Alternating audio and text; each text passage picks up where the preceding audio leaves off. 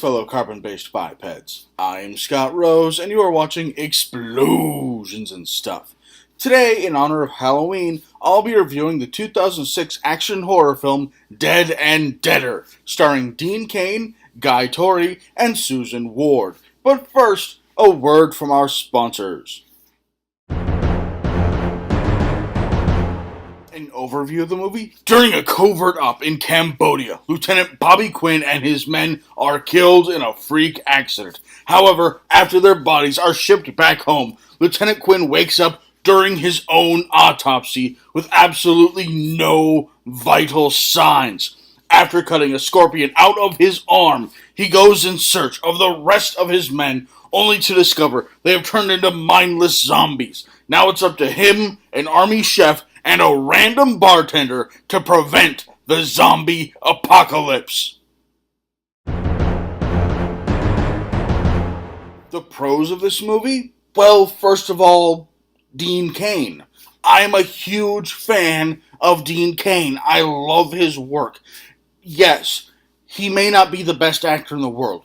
He may not ever win an Oscar, but he is always entertaining. I always enjoy his performances. No matter how bad the rest of the movie is, he always entertains me and does a great job in that. I love seeing him on the screen. So he did a fantastic job in this movie, and I loved that he was the lead. Also, I think this movie took a fun and interesting and original take on the zombies. You know, the scorpions go into their bodies somehow, and when they attach to the heart, you know, they get these, that's when they become the mindless zombies, when these scorpion things fuse to their hearts. If the scorpion is in their body but not quite at their heart, they still have the zombie powers, they still crave the flesh and all that, and they still have that regenerative healing and all that, but they're not mindless creatures. You know, they still have cognitive control of what they're doing, which is what Dean Cain was throughout the movie.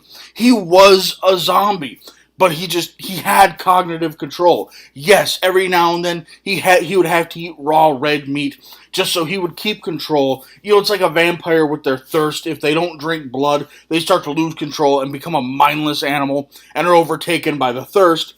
Same concept here, but instead of a thirst, it was a hunger for raw red meat. And I think it was done very well. It's an original concept that I had never seen before, and I enjoyed it immensely. My favorite thing about this movie, though, it did not take itself seriously. There were so many references to Dean Cain playing Superman in a TV show, like when I was a little kid. That was what made him big, was this role as Superman. You know, at one point they're in this freezer, and the guy makes a comment of, "You're going to use your heat vision to warm us up?" And Dean Cain's like, "I don't have heat vision. What are you talking about?" Just little references like that, and references to him being a superhero. When he played one, that's the role that made him famous, was playing Superman. It's so much fun to see. It's so enjoyable. This movie did not take itself seriously at all. At one point, they had to get costumes, and Dean Cain dressed up like frickin' the guy from Miami Vice. The random bartender was dressed like Madonna, and the chef was dressed like Michael Jackson from the Thriller video. You know, this movie in no way took itself seriously, and that's part of the reason why it's so entertaining. The cons of this movie? Well, let's be honest, a lot of stupid things happened just because they needed to for the plot.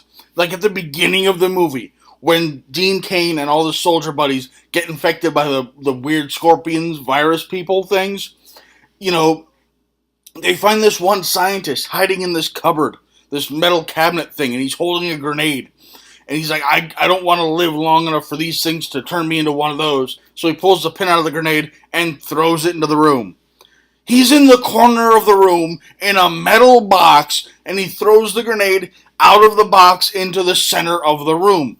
No, that's just idiotic. I mean, I understand the scorpion things are in a little aquarium over on the other side of the room, so they got to break that glass and have them escape somehow. But realistically speaking, if they had just had...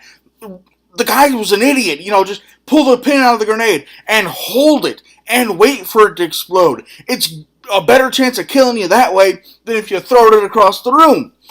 That's idiotic. I mean, they just had a firefight not even like 30 seconds ago. You could have had the aquarium getting shot by that, and that shattered the glass, and that released the scorpions. You could have done it that way. You didn't have to have the idiotic scientist guy throw the grenade in the center of the room as a part of a suicide attempt. That was just stupid and unnecessary. But they had to have it in there because they had to release those scorpions somehow because the plot had to happen.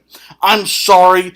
I can accept some people making stupid decisions because plot, but that one takes the cake. That is way too idiotic. I cannot suspend my disbelief and accept that as a logical thing to do. Throwing a grenade into the center of a room to try and kill himself. No, that's nonsense. Also, this is a made-for-TV movie. It looks and feels like a made-for-TV movie. It has the budget of a made-for-TV movie. I mean, it has the fade-to-black sections where they account for commercial breaks.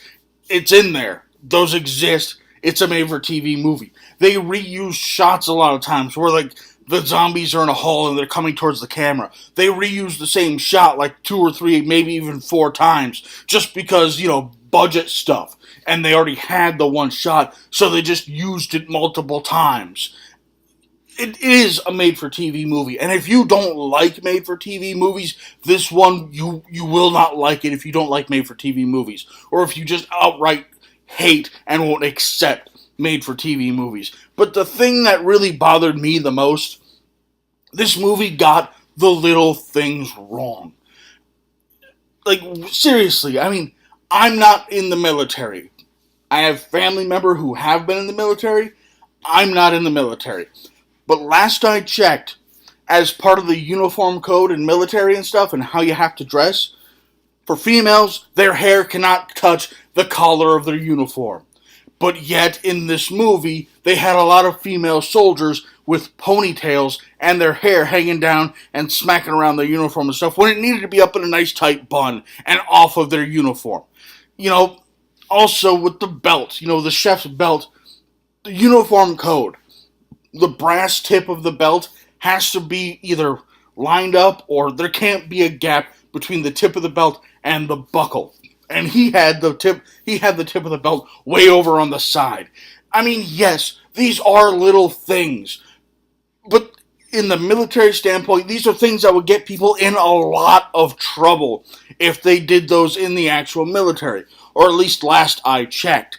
So things like that made it so I really couldn't believe what was happening in the movie. Yes, they're little things, but they're glaring things, and they're simple things to fix with just a little tiny bit of research. My overall thoughts on the movie? Let's be honest here. This is a bad movie, and that's why I enjoy it. I give it 1 thumb up. If you go into this expecting a well-written movie with no plot holes, you will have a bad time. This is the kind of movie where you sit around with friends and you just rip into it. If you enjoy bad horror movies, then you need to check out Dead and Deader. Thanks for watching. If you enjoyed this video, please feel free to like it and subscribe to my channel for new action movie reviews posted every week and top 10 lists posted on the 10th of every month. Also, if you have any recommendations for things you would like me to cover in the future, please leave them in the comments below and follow us on Twitter at explosions_TV. Thank you and have a nice day.